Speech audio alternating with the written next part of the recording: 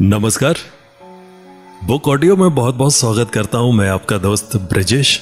और दोस्तों, आज लेकर के हाजिर हूं मनीष कबीर रोमन का कहानी संग्रह अनजाने क्लासमेट, अनकही दास्तान। पेश है पार्ट 1, शांत विद्यार्थी अमन। चलिए बढ़ते हैं कहानी में आगे की ओर। मशोबरा में एप्पल रिसर्च सेंटर में सभी स्टूडेंट्स ने देखा कि सेब की अनगिनत किस्में थीं और सैंपल के तौर पर केमिकल से भरे जार में रखी थी। अमन और सभी देखकर अचंभित थे कि वाह, सेब की इतनी सारी किस्में पाई जाती हैं। सेंटर के बाहर एक शेड हाउस बना था जिसके अंदर अलग अलग किस्मों के फूलों के पौधे लगे थे। ऐसा नजारा पहले कभी नहीं देखा था। फूलों को देखकर अमन अंजलि की तरफ एक भौरे की तरह खींचा चला जा रहा था। जैसे वो शख्स मेरे साथ था, हर शख्स आगे निकल गया तो मैं न जाने क्या था, मेरा दिल तुझ पे फिसल गया। घूमते घूमते शाम ढलने लगी थी, मानो सेब के पत्ते गिरने लगे हों। हम सभी वापस चल दिए और होटल में आ गए। सभी डिनर करने के बाद अपने अपने कमरे में चले गए। सभी इतना थक चुके थे कि बिस्तर मिलते ही सो गए। ठंड तो थी ही। सुबह का प्लान था कि कुफरी जाएंगे। उस रात कोई खेलना नहीं हुआ। शायद सभी थके हुए थे और पूरे दिन मौज मस्ती से मन भर चुका था। अमन और जय रोज की तरह सुबह जल्दी उठ के उस फूलों की वाटिका में जाते जहां प्रकृति की गोद का एहसास होता था। और अमन उस दुकान से डेली सेब लेता था और रोज ट्रिप में ले जाता था तथा खासकर अंजलि और ईशा को खिलाता ताकि अंजलि से दोस्ती बढ़ा सके। कुफरी, शिमला। आज का दिन कुफरी के नाम था। कुफरी में पोटैटो रिसर्च सेंटर था जहां सभी लोग तैयार होकर न्यू ड्रेस पहनकर निकले। अमन उस दिन ब्राउन कोट और अंजलि लाल स्वेटर में थी। सभी बस से लगभग 15 किलोमीटर चलने पर कुफरी 10 बजे पहुंच गए थे। कुफरी में धूप खिली हुई थी तथा चीड़ देवदार के ऊंचे ऊंचे पेड़ों और रंगीन नजारों से घिरी हुई थी। पास में चिड़ियाघर दूर तक फैला हुआ था। अमन ने देखा कि अंजलि अपने ग्रुप के साथ देवदार के पेड़ों के नीचे छोटी छोटी सुनहरी घास में खड़ी थी। तभी अमन ने अंजलि के ग्रुप में एक लड़की गुंजन, जो थोड़ी मोटी मगर सबकी नेता भी थी, उससे कहा, यार अंजलि के ग्रुप के साथ हमारी फोटो खींच दो। वो तैयार हो गई। जींस की वजह से एक पैर मोड़ते हुए बैठ के फोटो खींचना चाहा तो हमारे ही ग्रुप का वही लड़का जिसकी रील फेंक दी थी कमेंट करते हुए बोला कि जरा संभल के बैठना, कहीं जीन्स फट ना जाए। एक तो हंसी वाली बात थी पर उससे गुस्सा आ गया और कैमरा अमन को देके चली गई। अमन और जय उस पर एक बार फिर बरस पड़े। बोले, साले तू बार बार हम लोगों के पीछे क्यों पड़ा है बे? साला एक फोटो भी खींचने नहीं दिया। इधर गुंजन और सभी लड़कियां आपस में मिलकर कुछ सलाह बनाई और पूरे दिन इसको टारगेट करके अकेले में कुछ बोला। उस दिन के बाद उस लड़के का मुंह उतर गया तथा पूरे टूर में बड़ा उदास रहा। उस दिन पोटैटो रिसर्च सेंटर किसी कारण से बंद था तो सर कुफरी में ही चिड़ियाघर ले गए। सभी बहुत मस्ती कर रहे थे।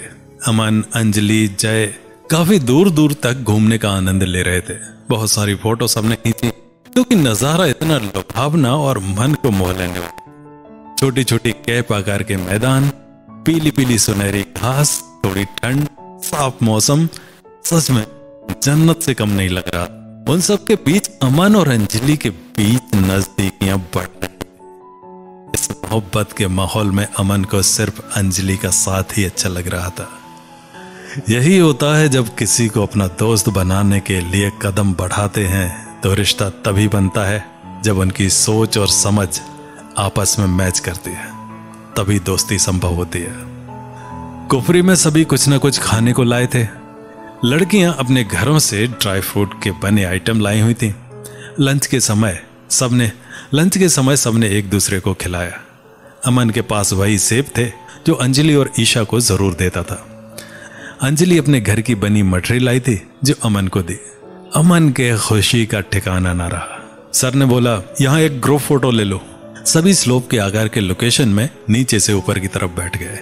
अमन और बाकी लड़कों ने अपनी अपनी लड़की दोस्त के साथ बैठकर फोटो खिंचा ली। सब उस दिन जल्दी आ गए थे और शाम को शिमला घूमने का सबको मौका मिल गया था। अमन ने बहुत ही उत्तेजित हो अंजलि से कहा कि चलो घूमने चलते हैं और मूवी देखेंगे। अंजलि, हाँ चलते हैं। शाम को 4 बजे हुए थे। ईशा और जय भी तैयार हो गए, क्योंकि जब मौका मिला तो कौन नहीं मजा लेगा। चारों लक्कड़ बाजार में पिक्चर देखने के लिए निकल पड़े। पूछते पूछते लक्कड़ बाजार की पतली पतली टेढ़ी मेढ़ी गलियों से गुजरते हुए सिनेमा घर पहुंचे। लक्कड़ बाजार का सिनेमा तो बहुत पुराने स्टाइल का और देखने में कोई पुरानी बिल्डिंग की तरह था।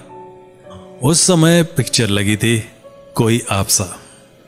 खैर अमन और जय ने टिकट खिड़की के पास जाकर पूछा कि कितने बजे का शो है। खिड़की के अंदर से बोला 5:30 बजे का। अमन, अंजलि और ईशा से बात करके 4 टिकट ले लिए। अभी 30 मिनट टाइम बचा हुआ था।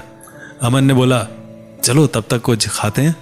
सिनेमा घर के बाहर मार्केट तो थी ही, वहां एक सुडकू बना रहा था जिसे हम यहाँ रोल कहते हैं। अमन ने वो ले लिया जिसे वो सुडकू बोल रहे थे। पैसे सभी ने मिला कर दिए। खाते खाते टाइम हो गया, पर जल्दी जल्दी पिक्चर देखने के लिए गए। शाम हो चुकी थी, पर सर का सभी के लिए कहना था कि रात 10 बजे के पहले वापस आ जाना। लेकिन वो टूर की आखिरी रात थी तो उस दिन छूट थी। चारों ने बालकनी की सीट ली थी। अंजलि ईशा के बगल में और अमन जय के बगल में बैठ गया। अमन मन ही मन सोच रहा था कि क्या से क्या हो रहा है। मतलब सोचा नहीं था कि यहां तक हम आ जाएंगे, और मन में ख्याल दोस्ती से आगे बढ़ने का आने लगा था कि कब प्रपोज करूंगा। पिक्चर स्टार्ट हो गए। सब एकाग्र होकर देखने लगे। जब भी रोमांटिक सीन आता तो अमन और अंजलि एक दूसरे को देखकर हंसने लगते। जय और ईशा भी मूवी के मजे ले रहे थे। देखते देखते इंटरवल हो गया। सभी ने जय को बोला यार कुछ ले आओ खाने का, तो जय भाग के गया और 4 समोसे ले आया। और इस बार अमन अंजलि के बगल में और ईशा जय के बगल में बैठ गए। मतलब अमन एक तरफ से आखिरी और जय दूसरी तरफ से आखिरी था। समोसा खाते खाते पिक्चर स्टार्ट हो गई। जब अमन का हाथ अंजलि के हाथ से टच कर जाता तो अंजलि मुस्कुरा देती और मस्ती से पिक्चर का मजा ले रहे थे। अमन के लिए वो मौका मिल गया जिसे हर कोई चाहता है। लेकिन अभी इतने नहीं खुले थे कि अमन कुछ बोल सके। लेकिन बोलने से पहले हर लड़के के दिमाग में जरूर आता है कि कहीं वो नाराज ना हो जाए, कहीं बुरा ना लग जाए, मेरे बारे में क्या सोचेगी और बाकी यहां सब क्या सोचेंगे, या सबके सामने ठीक नहीं है। इस तरह के कई प्रश्न आते हैं। उस समय मूवी तो चल रही थी, पर अमन के दिल और दिमाग में यही सब चल रहा था। अमन हर बार सोचता कि जब रोमांटिक सीन आएगा तो अंजलि को प्रपोज कर दूंगा, और रोमांटिक सीन जैसे आए अमन हल्के से अंजलि को देख लेता, पर हिम्मत नहीं होती थी क्योंकि दिमाग में इतने प्रश्न चल रहे थे। पिक्चर खत्म होते ही सभी को माल रोड की कॉफी शॉप में जाना था। अमन की उम्र का यह पहला अनुभव था जिसके बारे में सोचते रहना शायद हर लड़के के साथ होता होगा। अमन पूरे टूर में सिर्फ मौज मस्ती में खोया रहता था और एक भी पौधा कलेक्ट नहीं किया था। जब वापस आना था तो अमन की चिंता बढ़ गई थी कि अब क्या करेंगे। सभी के पास तो फाइल बनाने के लिए पौधे थे। जब ईशा और अंजलि को पता चला कि अमन के पास कुछ नहीं है तो दोनों ने अपने कलेक्शन में से एक एक सब दे दिया। आखिरकार अमन की दोस्ती काम आ गई थी। टूर की वापसी। आखिरकार वापस लौटने का टाइम भी आ गया। पूरे 6 दिन का टूर था जिसमें 4 दिन और 3 रातें शिमला में बीती थी और एक एक रात आने जाने में खर्च हुई थी। सभी दूसरे दिन सुबह का नाश्ता करने के बाद चल दिए। अमन को अच्छा तो नहीं लग रहा था और सेब वाले से लगभग 3 किलो सेब लिए। वापस आने का वही रास्ता था। पहले चंडीगढ़, फिर अंबाला से कानपुर के लिए ट्रेन थी। सभी के चेहरे पर उदासी थी। शायद सब सोच रहे थे कि ये बीते हुए पल अब दोबारा नहीं आने वाले। तभी लोग कहते हैं कि हर पल का आनंद लो, जो बीत गया है वो वापस कभी नहीं आता है। अंबाला से ट्रेन में सभी लोग अपनी अपनी सीट पर चले गए। सब इतना थके होने के बावजूद अमन और अंजलि ऐसे ही समय जाने नहीं देना चाहते थे और रात में अंताक्षरी खेलने से नहीं चूके। अमन जो भी गाना गाता तो सिर्फ अंजलि को ध्यान में रखकर गाता था और इसी पल में एक दिल को छू लेने वाला गाना गाया। आए हो मेरी जिंदगी में तुम बहार बनके, मेरे दिल में यूं ही रहना तुम प्यार प्यार बन के।